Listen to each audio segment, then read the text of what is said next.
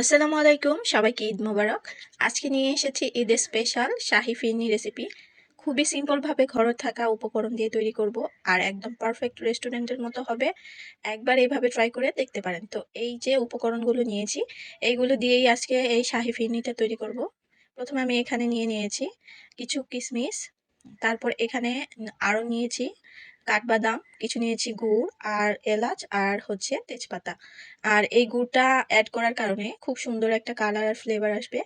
এখানে নিয়েছি 2 টেবিল চামচের মতো গুঁড়ো দুধ, আর নিয়েছি 1 মুঠো পোলাও চাল, যেটাকে আমি ভিজিয়ে সুন্দর মতো পানি ঝরিয়ে রেখেছি। এটা আধা ঘন্টার মতো আমি একটু ভিজিয়ে রেখেছি, এতে চালটা খুব তাড়াতাড়ি সেদ্ধ হয়ে যাবে।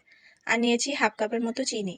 মিষ্টিটা আপনারা আপনাদের স্বাদ অনুযায়ী করে নিতে পারেন, কারণ আমার এখানে বেশি মিষ্টি একদমই ভালো লাগে না, তাই আমি আমার স্বাদ অনুযায়ী নিয়েছি। তো এখানে আমি 2 লিটারের মতো দুধ নিয়েছি, আর এটা একদম ফুল ফ্যাট গরুর দুধ, যেটা আর কি আমার কাছে ছিল। আপনারা চাইলে যে কোনো ব্র্যান্ডের দুধ ব্যবহার করতে পারেন। তো চুলাতে একটা প্যান বসিয়ে আমি দুধটা ঢেলে দিয়ে একটু জাল করে নেব। এখানে আমি দুধটা আগে থেকে জাল করে নিই, তাই এখানে একটু জাল করে একটু হালকা ঘন করে নিতে হবে। তা না হলে এই ফিরনিটা পারফেক্টলি তৈরি হবে না, আর খেতেও স্বাদ লাগবে না। রেস্টুরেন্টে যে পারফেক্ট ফিরনিটা তৈরি করা হয় সেটা কিন্তু খুব ঘন একটা দুধের মধ্যে তৈরি করা হয়, তাই আর কি সেই ফিরনিটা খেতে কিন্তু দারুণ লাগে। তো আমি আন্তরিকভাবে দুঃখিত, আশপাশ থেকে কোনো ভয়েস আসলে ইগনোর করবেন। তো আমি একটা ননস্টিকের প্যানে বসিয়েছি, আর এই প্যানে দুধটা কিন্তু তাড়াতাড়ি লেগে যাওয়ার সম্ভাবনা থাকে, তাই আমি কিছুক্ষণ পর পর একটু নাড়াচাড়া করে দিচ্ছিলাম। দেখুন আমি দুধটাকে কিন্তু অনেকক্ষণ জাল করে কমিয়ে নিয়েছি, অনেকটা ঘন হয়ে গেছে। ওপর থেকে দেখুন একটা আস্তরন পড়ে গেছে, আস্তরনটা দেখেই বুঝতে পারছেন দুধটা কিন্তু অনেকটাই ঘন হয়ে গেছে। এই পর্যায়ে আমি কিছু উপকরণ অ্যাড করছি, দিয়ে দিচ্ছি যে তেজপাতাটা নিয়েছিলাম তেজপাতা, আর এলাচের আম, যে 4টা দানা নিয়েছিলাম সেটা। তো আপনারা চাইলে, আমি এখানে আস্ত এলাচ ব্যবহার করেছি, আপনারা চাইলে মুখটা ফাটিয়ে দিতে পারেন, এতে ঘ্রাণটা একটু বেশি আসবে। তো আমি এতটা ফ্লেভারফুল চাচ্ছিলাম না, তাই আমি আস্ত অ্যাড করেছি।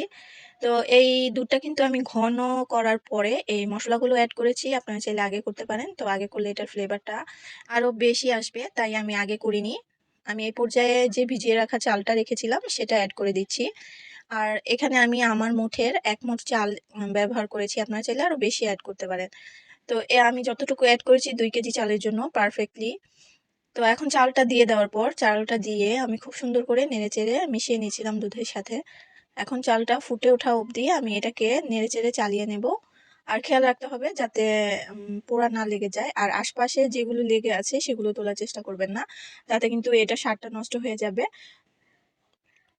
তো এই পর্যায়ে আমি চালটা দেখে নিয়েছি, চালটা অলমোস্ট ফুটে গিয়েছে। অ্যাড করে দিচ্ছি যে কিশমিশগুলো নিয়েছি সেগুলো। আর এই পর্যায়ে অ্যাড করে দিলাম চিনিটা। তো চিনিটা আমি এখানে কম রেখেছি, আর এখানে যেহেতু আমি গুড় ব্যবহার করব সুন্দর একটা কালার ফ্লেভারের জন্য, আপনারা চাইলে ব্যবহার করতেও পারেন, নাও। তবে এই গুড়টা ব্যবহার করলে খুব সুন্দর একটা ফ্লেভার অ্যাড হবে, আর কালারটা আরো দারুণ আসবে। আর আরেকটা কথা বলে নিচ্ছি, এখানে আমি যেই ব্র্যান্ডের গুড়টা ব্যবহার করেছি গুড়টা অনেকটাই ভালো। এই পর্যায়ে গুড়টাতে মানে আমার কোনো প্রবলেম হয়নি। অনেক সময় দেখা যায় চুলাতে দুধের সাথে গুড় মিশালে দুধটা ফেটে যায়। তো সেক্ষেত্রে আপনারা চাইলে দুধটা আলাদা জাল করে গুড়টা আলাদা জাল করে তারপরে দুধের সাথে মিশাতে পারেন। এতে কিন্তু দুধটা ফেটে যাওয়ার সম্ভাবনা একদমই থাকবে না। তো আমি এখানে কিন্তু স্বাদের জন্য সামান্য পরিমাণে একটু লবণ অ্যাড করেছি। এটা আমি সবসময়ই বলে থাকি, মিষ্টি খাবারে লবণটা অ্যাড করলে এর ব্যালেন্সটা কিন্তু দারুণ হয়। আর হচ্ছে যারা খেতে পছন্দ করেন না তারা স্কিপ করবেন। গুড়টা দিয়ে দেওয়ার পর এটা নেড়েচেড়ে নিচ্ছিলাম। গুড়টা দিয়ে দেওয়ার পর আরো কিছুটা সময় কিন্তু আমি ফুটিয়ে নিয়েছি।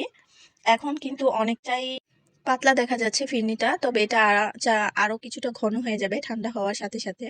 এর কালারটাও আরো সুন্দর আসবে ঠান্ডা হওয়ার সাথে সাথে। দেখতেই পাচ্ছেন আমি কিছুক্ষণ পর পর কিন্তু চালিয়ে নিচ্ছি, আর খুব সিম্পল ভাবেই তৈরি করে নিতে পারবেন।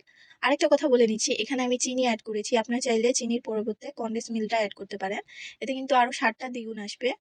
তো শেষ পর্যায়ে নামানোর আগে আমি যে গুঁড়ো দুধটা অ্যাড করেছি এখানে 1 চা চামচের মতো মানে পানি অ্যাড করেছি, সরি 1 টেবিল চামচের মতো পানি অ্যাড করে দেওয়ার পর সুন্দর করে দুধটা গুলিয়ে নিচ্ছিলাম।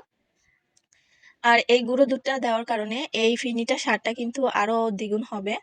আর যেটা বললাম কনডেন্স মিল্ক দিলে কিন্তু আরো ভালো হবে, এটার ফ্লেভারটা যেমন হবে মানে দুর্দান্ত একটা ফ্লেভার আসবে। দ্বিতীয়ত ওই যে বললাম চিনির পরিবর্তে তখন কিন্তু আর চিনি অ্যাড করবেন না। তো দুধটা খুব সুন্দর করে আমি গুলিয়ে নিয়েছি। এই পর্যায়ে এটা কিন্তু ঢেলে দেব এখন। এতে ফিনিটার স্বাদটা আরো দ্বিগুণ আসবে।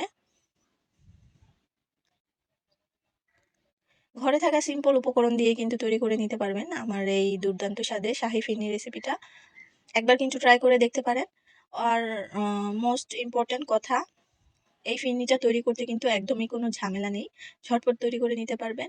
কে কোথা থেকে আমার ভিডিওটা দেখছেন কমেন্টে জানাতে ভুলবেন না। ফেসবুক পেজ থেকে যারা দেখছেন তারা কিন্তু প্রথমেই একটা লাইক করে ভিডিওটা দেখা শুরু করে দিবেন। আর অবশ্যই আমার পেজটাকে ফলো করবেন। ইউটিউব চ্যানেল থেকে যারা দেখছেন তাদেরকে অসংখ্য ধন্যবাদ। নতুন যুক্ত হচ্ছেন যারা, তারা প্লিজ ভিডিওতে বন্ধু করার কমেন্ট করবেন না, পোস্টে যেয়ে করবেন। এতে কিন্তু আপনি যে বন্ধু করেছেন সেটা ইউটিউব থেকে কেটে নেওয়া হচ্ছে।